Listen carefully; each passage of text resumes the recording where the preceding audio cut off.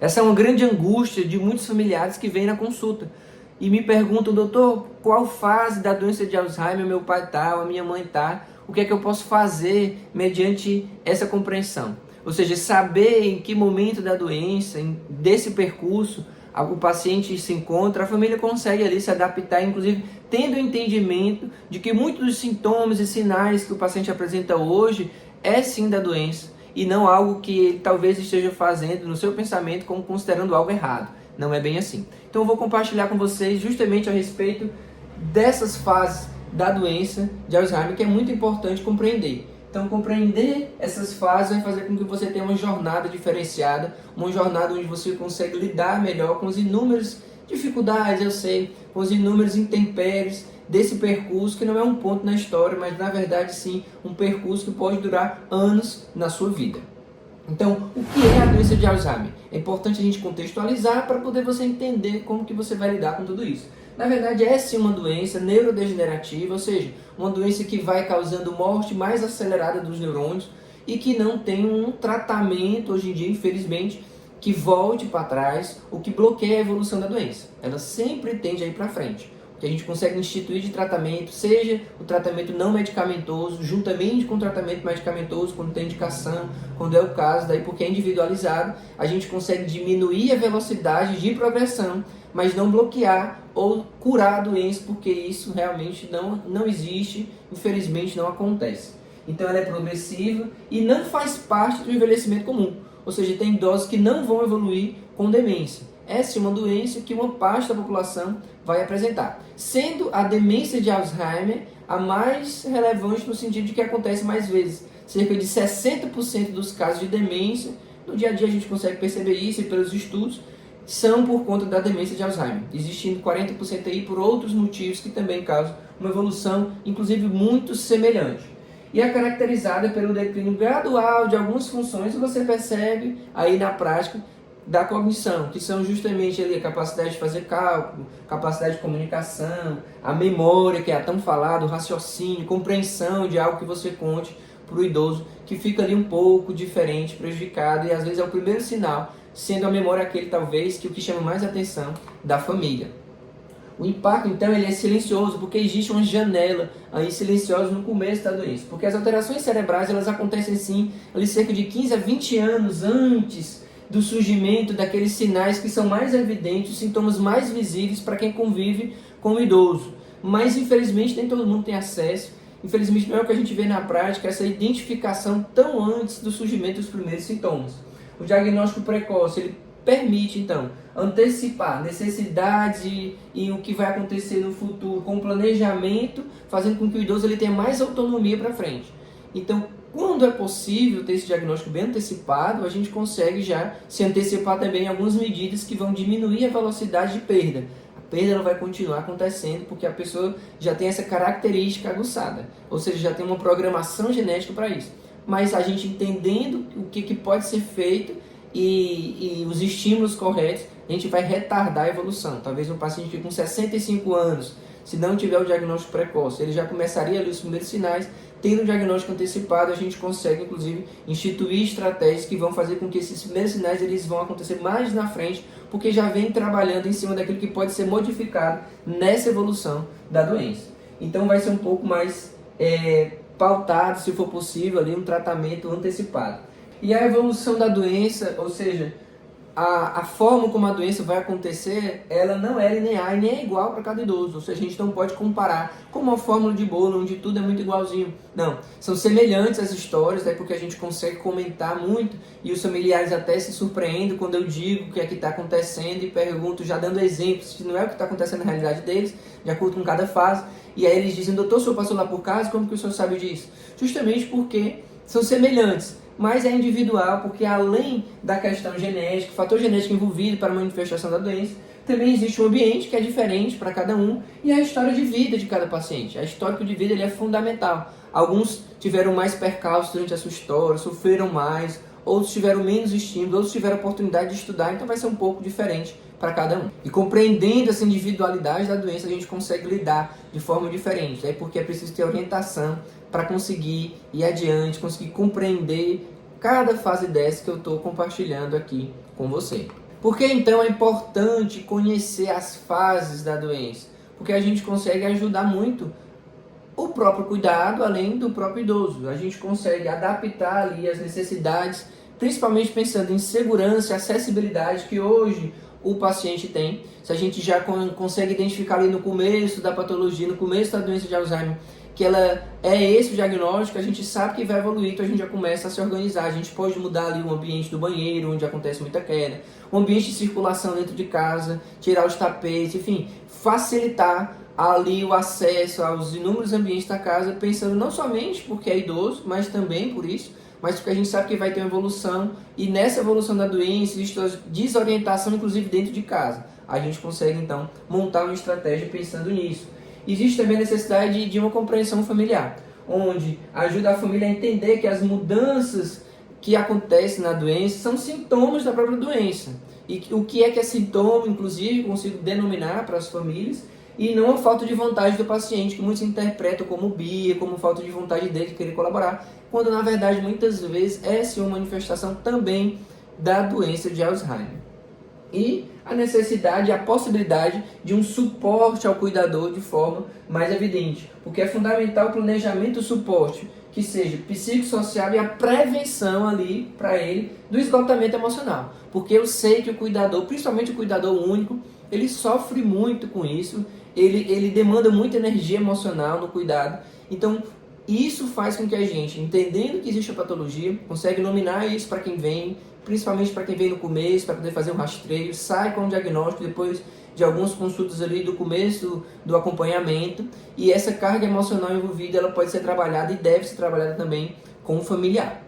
Daí porque, pensando nessa questão de toda a carga emocional e dessa prevenção de esgotamento emocional, sabendo que muitos estão ansiosos, eu criei um treinamento chamado Recomeço, está na descrição aqui desse vídeo, você tem acesso, então logo termine de assistir esse vídeo, e você conhece o treinamento, você que hoje é cuidador, talvez o cuidador principal, o cuidador talvez sozinho, tem outros familiares, mas você está sozinho nessa jornada, eu acho que vale muito a pena conhecer, porque é um processo de autoconhecimento. Você vive o treinamento, é como se você se tornasse meu paciente, você é acompanhado ali durante um tempo, com as aulas que ali estão, você vai viver os exercícios que são propostos, vai entender o que é que hoje te gera mais carga emocional, que traz talvez até crise de ansiedade mesmo, para você entendendo o que é que te traz crise, o que é que te gera crise com mais facilidade, quais são esses gatilhos e trabalhar em cima deles, e aí montar uma estratégia para não mais demandar tanta energia com isso, aprender a conviver com as suas limitações, e nessa estratégia que você monta, que é individual, você vai viver melhor, vai ter uma qualidade de vida melhor, entendendo o que é o seu limite, até onde você consegue ir e como você pode fazer o mesmo percurso de uma forma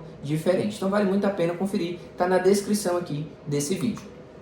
A fase 1 então é a fase pré-clínica, como eu acabei de comentar. Ela pode durar décadas sem qualquer ali sintoma visível no dia a dia, daí eu falei 15 a 20 anos ela já pode ter, a gente entende, a ciência entende isso porque o período de estudos antecipatórios de rastreio, ou seja, pacientes que foram escolhidos ali para poder fazer essa avaliação e viram que muitos anos antes da manifestação da doença já tinha ali sinais que com o exame é possível de ser visto, mas essa possibilidade ela é custosa, o custo hoje financeiro é muito alto para conseguir fazer esse diagnóstico. Eu quero saber se eu vou ter Alzheimer, estou com 45 anos, por exemplo, eu quero saber se aos 65, se aos 70 eu vou ter essa doença, mas o custo é muito alto. Hoje o Sistema Único de Saúde não cobre esses exames e também os planos não cobrem esses exames. São exames que passam ali, tanto exames de imagem como o PET cerebral, vou já compartilhar a imagem com você. O líquido, que é o exame do líquido que banha o cérebro e que também vai na coluna, então com uma punção na coluna é possível detectar a presença daquilo que causa a doença, como o depósito de proteínas no cérebro e matando os neurônios, e também um teste de sangue, onde temos marcadores específicos para a doença, que quando presentes é muito provável que a pessoa vai desenvolver essa patologia. Claro, levando em conta que existem os fatores que são de fora para dentro, os fatores externos, que influenciam ainda mais quando a pessoa já tem um fator genético, que é o que a gente consegue ver aqui por meio dos exames. Então a gente consegue identificar esse início de acúmulo de proteínas, que são as proteínas beta-amiloides e tal, que causam essa morte celular, como eu falei, por exames, mas ele é muito custoso. Custando ali, hoje, nesse momento que eu estou gravando o vídeo, ali, coisa de 3 mil, 4 mil, 5 mil, até mais o custo de cada um desses exames. E eu estou compartilhando aqui com você, por exemplo, aqui ó, uma imagem do PET, que é como se fosse uma ressonância, onde a gente consegue avaliar ao mesmo tempo, por isso que é um exame caro, ali o gasto de energia, a função do cérebro naquele momento do exame. É um exame que tem até uma imagem bem bonita, colorida, e que é possível de entender na interpretação do exame qual área do cérebro que já não está mais tão funcionante, se for aquela relacionada com a doença, então aí chama muita atenção.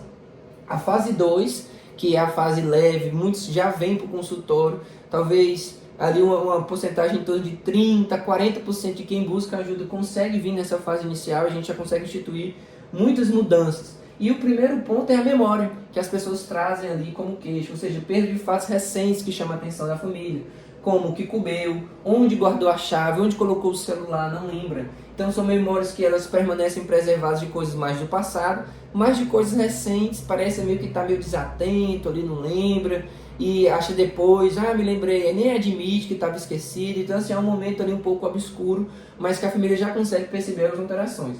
Também alteração com desorientação, ou seja, com dificuldade no tempo e no espaço, de saber às vezes qual o mês que está, qual é o dia do mês, às vezes até viu o calendário de manhã, mas quando é de tarde já não lembra qual é o dia do mês, por exemplo, tá?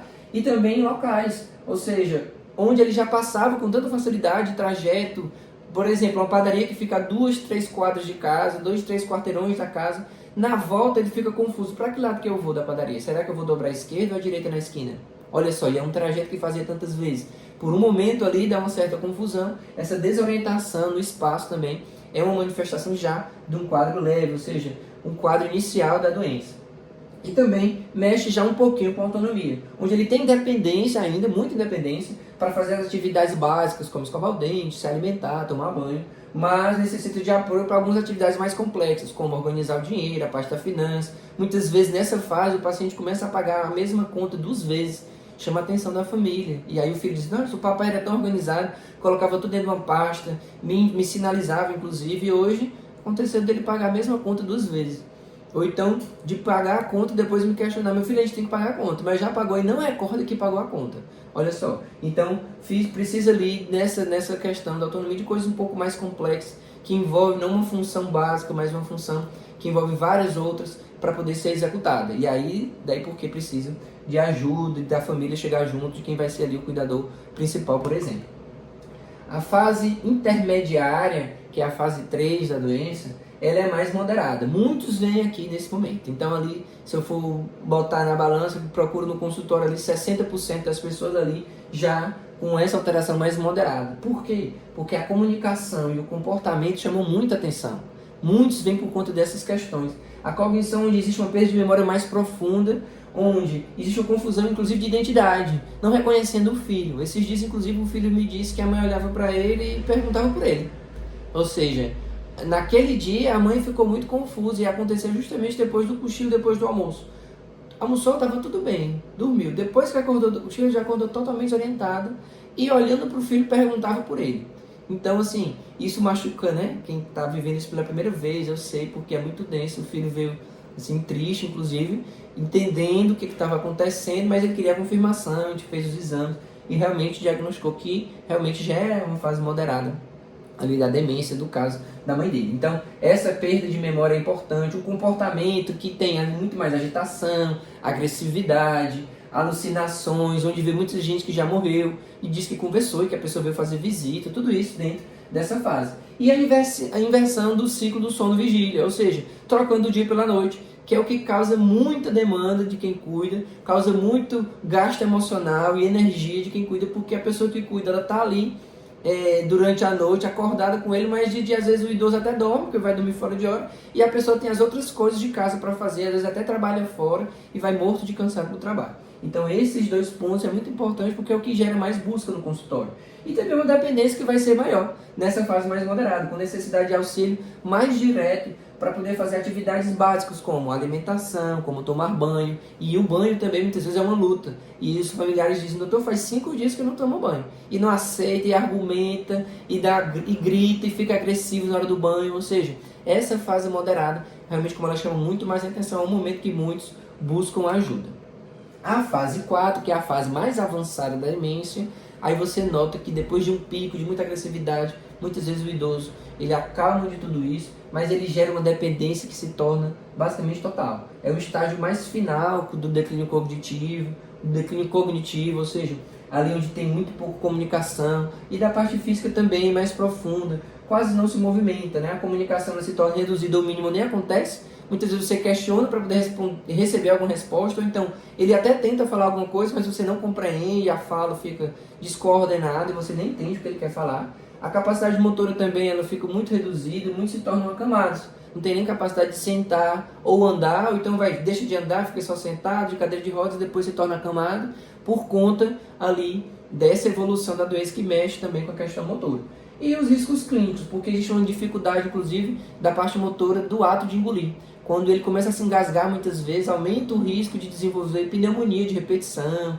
E aí, por conta disso, muitos vão para a sonda, para poder tanto garantir que ele não vai ter pneumonias a cada mês, que isso pode acontecer, e também porque existe uma grande perda de peso, e aí para não ficar ali desnutrido, a alimentação como necessidade, muitas vezes o idoso entra numa sonda, muitas vezes faz até aquela cirurgia, aquela sonda na barriga, que é a gastrostomia, para poder alimentar melhor o idoso e ele ser melhor cuidado. Também ali, nesse momento, muitas vezes porque está acamado, fica mais magro, surgimento daquelas escaras que são as feridas. Então, assim, demanda muita energia nessa fase do cuidado, mas é uma fase ali mais final da doença. Nem todos, inclusive, chegam nessa fase porque por alguma intercorrência no meio do caminho, ali na fase moderada, tem alguma infecção, por exemplo, ou alguma doença cardíaca, alguma doença crônica, e por conta disso o paciente vem a não chegar nessa fase porque teve falecimento antes por conta de alguma outra intercorrência durante a vida.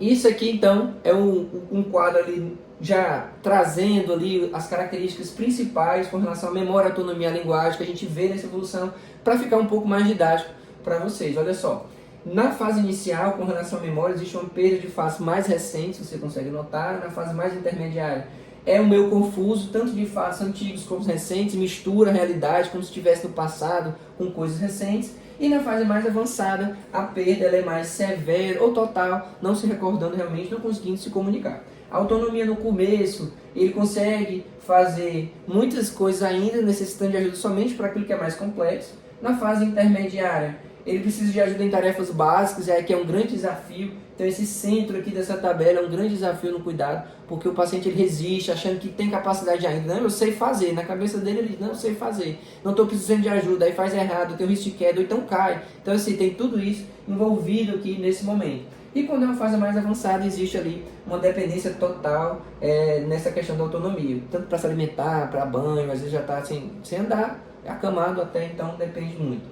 A linguagem, no começo, esquece algumas palavras de forma bem pontual, nominar algumas coisas, ou a função que aqueles objetos têm, por exemplo. Na fase intermediária, é uma dificuldade de manter ali já diálogo. Você pergunta algo, ele não compreende, aí confunde, e aí já troca as coisas, então fica um pouco mais confuso ali manter uma conversa. E aí a gente tem que entender isso, nós é que temos que nos adaptar a essa questão. E na fase mais avançada, a comunicação, ela é mínima ou nula, então assim, é muito mais complexo ali no final realmente, porque fica muito dependente de quem cuida. Então aproveita esse momento, eu queria que você aproveitasse esse momento aqui dessa tabela, colocasse aqui nos comentários qual que é a fase que hoje você vive, se você tem um idoso aí sob o seu cuidado, talvez você mora na casa dele ou ele mora aí na sua casa, qual é a fase dessas que você identificou, que é a fase que o idoso que hoje você é responsável está vivendo. Você coloca de onde você é, para eu saber de onde você está me assistindo, e também comenta aqui, eu vou ler todos os comentários, vou comentar em cima deles, quem sabe até criar novos conteúdos para poder te ajudar ainda mais. Então, o pilar do cuidado, isso aqui é fundamental, muitos nem percebem que isso é o mais importante de tudo isso. Trazer essa informação é importante, porque é aqui a justificativa do porquê você precisa entender qual é a fase e compreender, inclusive, nesse processo de aceitação, que existe uma evolução da doença para poder melhorar o cuidado. Inclusive, existe ali um caminho que cada um dos filhos, digamos que tenham 4 filhos, percorre, e o tempo é diferente para cada um nesse processo de aceitação. É tema para um outro vídeo, né? Fica atento então aqui no canal, que então logo eu vou compartilhar também essas fases sobre o processo de aceitação com você. Mas assim, quanto os filhos não conseguem ali meio que aceitar, existe muito conflito nesse cuidado. Daí porque é importante falar sobre esse tema para poder, entendendo isso, você conseguir cuidar melhor daquela pessoa que é o mais importante aqui, o centro do cuidado, que é o idoso que hoje está precisando de ajuda. Então o pilar do cuidado é a segurança, porque assim a gente consegue ter mais supervisão, que vai ser mais constante, principalmente quando chega na fase mais moderada, ter uma visão diferenciada ali do que pode ser modificado em casa. com a adaptação física da casa para evitar quedas e sim acidentes domésticos. Inclusive eu tenho um outro treinamento que vai estar na descrição desse vídeo, que é a tríade do cuidado para idosos. E lá eu compartilho inúmeras estratégias com relação à diminuição do risco de quedas, tá?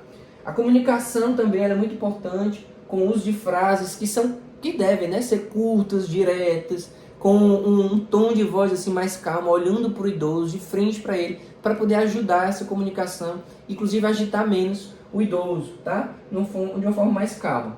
E a saúde do cuidador, que isso aqui é fundamental, talvez o mais importante até aqui para você que precisa se adaptar a esse processo, que é o suporte emocional e o descanso do cuidador, que é fundamental, porque são vitais para a qualidade de vida do cuidado, de se manter esse cuidado. Se quem cuida não está bem, como que eu posso querer que todo cuidado seja muito bem, que tudo aconteça às mil maravilhas? O cuidador, que muitas vezes é cuidador único, ele precisa também de um momento de descanso, de uma divisão ali de tarefas, de ter alguém para dar um suporte para poder ele ficar bem e conseguir continuar nessa jornada, que como eu já comentei aqui nesse vídeo, não é um ponto, mas é uma caminhada, onde vai precisar ali muito de você, que é o cuidador principal. Então, a informação, eu sei, eu compreendo, inclusive eu vivo informação continuada para que eu também consiga compartilhar isso, é a melhor ferramenta do cuidado. Então, quanto mais você tem conhecimento, melhor para você lidar com as dificuldades e todas as necessidades que vão surgindo a cada fase. Cada fase vai ter uma necessidade nova do cuidado e você entendendo isso, você vai conseguir cuidar melhor. Então, inclusive, aproveita agora, aperta nessa setinha que tem embaixo, que é o compartilhamento. Você compartilha esse vídeo com algum outro familiar seu que cuida de algum idoso, ou então no grupo da igreja que você faz parte, no WhatsApp, no grupo da família. Eu tenho certeza que vai ajudar outras pessoas também a abrir um pouco mais a mente, a entender um pouco mais a respeito desse assunto. O Alzheimer, ele é irreversível, a gente tem que entender isso, a gente às vezes não quer aceitar, mas sim, é verdade. Mas ele, o cuidado, e sendo um cuidado humanizado, ele transforma a jornada. Porque, como eu falei, não é um ponto, é uma caminhada. E quando a gente vai se trabalhando para melhor cuidar, compreender que muito é da demanda da própria doença, que não é birra do idoso, que não é porque ele está fazendo de propósito, e muitos falam isso. A gente entendendo isso, a gente vai conseguir cuidar melhor. E a gente consegue planejar o futuro, buscando orientação continuada, como eu falei, e nunca caminhar sozinho. Porque quando a gente quer caminhar sozinho, a gente não consegue. Existem tantas pessoas para compartilhar, daí porque eu peço para você compartilhar a sua história. Talvez a estratégia que hoje você usa, que deu certo para você, pode ajudar alguém que não pensou igual. Então, deixa aqui o seu comentário, compartilha essa história, a sua história, porque eu sei que vai ajudar também outras pessoas. Inclusive, eu vou deixar aqui um outro vídeo que tem muito a ver com esse que a gente acabou de compartilhar. Você continua aprendendo ainda mais e assistindo a esse vídeo, eu sei que você vai cuidar ainda melhor de quem você ama. Um grande abraço, a gente se vê então no próximo vídeo.